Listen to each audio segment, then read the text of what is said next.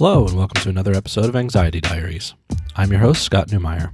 Today we're going to talk about life inside my mind. I know what you're thinking. Every episode we talk about life inside my mind, right? Well, today I'm very specifically talking about a book, a brand new book that hit the streets today called Life Inside My Mind. It's a great book, it's an important book, and it's one that I hope you'll check out, and that's what we're going to talk about today. Now, just a quick disclaimer. I am by no means a medical professional, nor are many of the guests you'll hear on the podcast. If you need help, please seek qualified medical attention. With all that said, take a deep breath and relax. Here we go.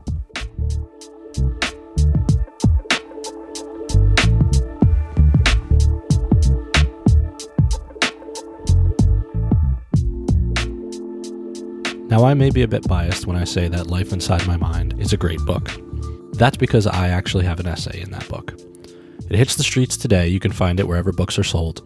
Edited by Jessica Burkhart of the Canterwood Crest series. It is a collection of 31 authors sharing their personal struggles with anxiety, OCD, depression, suicidal thoughts. Any mental health issue that you can think of is covered pretty much here in this book. Now, you'll find the book in the teen YA section of your bookstore. And that's because most of these authors in this book are authors of YA books. People like Maureen Johnson, Ellen Hopkins, Jennifer L. Armentrout, Lauren Oliver, April and Pike, Sarah Fine, Hannah Moskowitz, and many, many others. There's even an essay in here by Amber Benson, who has gone on to write books, but you Buffy fans might remember her as Tara from the show. There are 31 essays in this book, and every single one is fantastic. Like I said, I'm biased. And although you'll find it in the YA section of the bookstore, I have to say that it's actually a book that could appeal to anyone, especially adults and adults that are dealing with anxiety or any other type of mental health issue. If you're listening to this podcast, there's a good chance that this book will be something you'd want to read. So what I want to do is tell you a little bit about the book. I want to tell you why I wrote the essay that I wrote for this book, and I want to read a little bit of the essay for you today. So the book itself is an anthology of true life events from writers of this generation, for this generation. The essays tackle everything from neurodiversity to addiction to OCD to PTSD and so much more. The authors want to show their fans that they are not alone, that you don't have to feel helpless as you witness a friend or family member struggle. Hopefully this book will help start that conversation. The reason that I wanted to get involved with this book, and I was glad that Jessica invited me to write something. I've been writing for a long time. I've published a lot of places. I've written about a lot of things. I've written a lot about mental health. But it's always exciting to see your name in a book that you can go in the bookstore and buy, and your family can go buy. Real life hardcover paper book that people can pick up and hold. That's always exciting. But more importantly, for me, I really wanted to write something that not only teens but adults could take and understand that as bad as things get, as hard as things are, they will get better. I promise you. I know that sometimes that sounds hard to believe. And trust me, for me it was hard to believe. I was sitting in my bed for 6 months wondering if I'd ever get out of it, and I didn't believe it then. But I do believe it now because I've come a long way, and you can come a long way too. And hopefully a book like this will help you get there. So the essay that I wrote very specifically in a way that could appeal to the teens that are out there that are wondering if this is going to get better, if things can change, how long it will take to change, and if there's help, and if people are listening. And I assure you that we are. Just having this conversation is such a huge thing for the mental health movement, and I'm extremely proud to have an essay in it. So with that, I'm going to read you a short excerpt from my essay. There are so many really great essays in here. I wish I could read you every single one. I wish that I could tell you every single author that's in here. But trust me when I say go on Amazon, go on Barnes & Noble, go to your local bookstore, your local independent bookstore, pick up a copy. Even if you just sit and read a few of the essays in the cafe, even if you just do that, that means the world to all of us that are in this book because we want to help you. So the essay that I wrote is called This Thing Inside Me. And the approach I took to writing this essay was a warts and all, putting it all out there, showing that you can be truthful and honest about what you've done and who you are, and move forward, and feel better and move on and improve. So the section I'm going to read to you is from the middle of the essay, and it's about how I've lied a lot. So without further ado, here it is. So yeah, over the past decade, I've told a lot of little white lies to make myself more comfortable. I mostly told them to get out of doing something or going somewhere that I was sick to my stomach anxious about going. In those 10 years, I've lied to my wife and kid about having to work so I didn't have to go on vacation. I've lied about being too busy to watch football with my buddies because I was scared to watch football with my buddies. I've faked headaches and backaches and every other kind of ache you can think of to keep me anxiety-free in my safe place.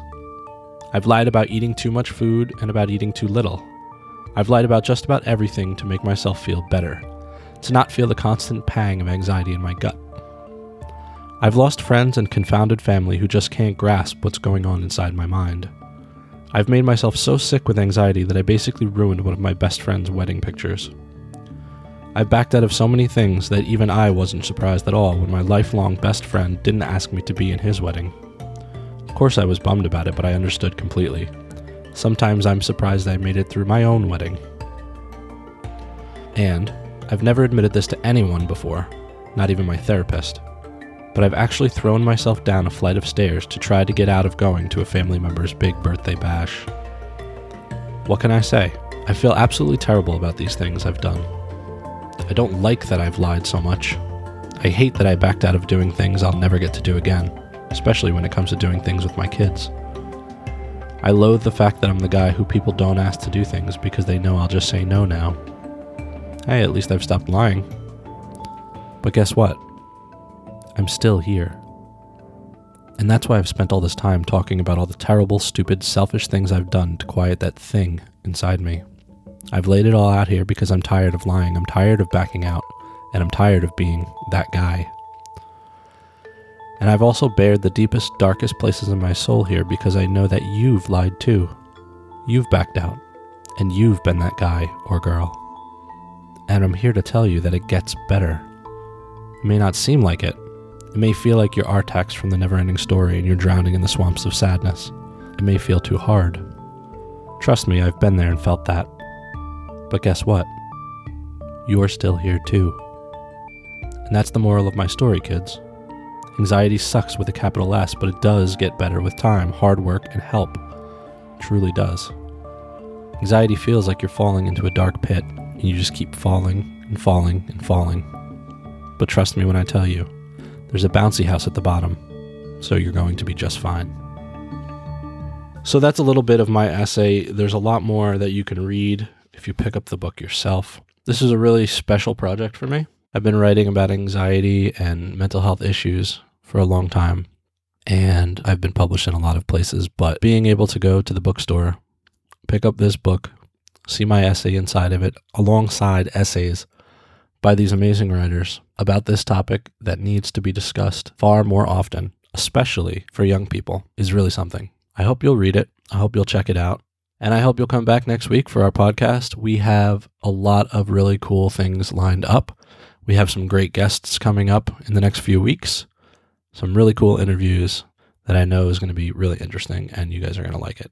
So if you want to read more about the book, I will put the link in the show notes. You can pick it up anywhere books are sold. It's called Life Inside My Mind. 31 authors share their personal struggles, edited by Jessica Burkhart, filled to the brim with awesome writers. Which brings me to this week's question of the week.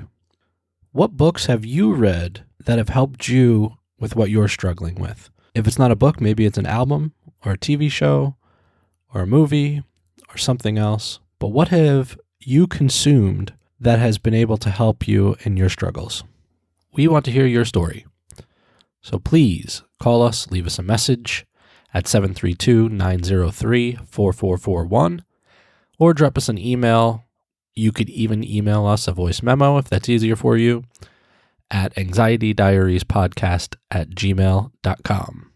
If you enjoyed Anxiety Diaries, please rate the show on iTunes, leave a review, and spread the word about the podcast. Those things really do help. You can find the podcast at www.anxietydiariespodcast.com, where you can sign up for our newsletter as well. And you can find us on Instagram and Facebook at Anxiety Diaries Podcast. where you'll be able to find all the show notes, links, and other things related to the show. We're also on Twitter at Anxiety Diary Pod. Thanks again for listening. Be well, and we'll see you next week.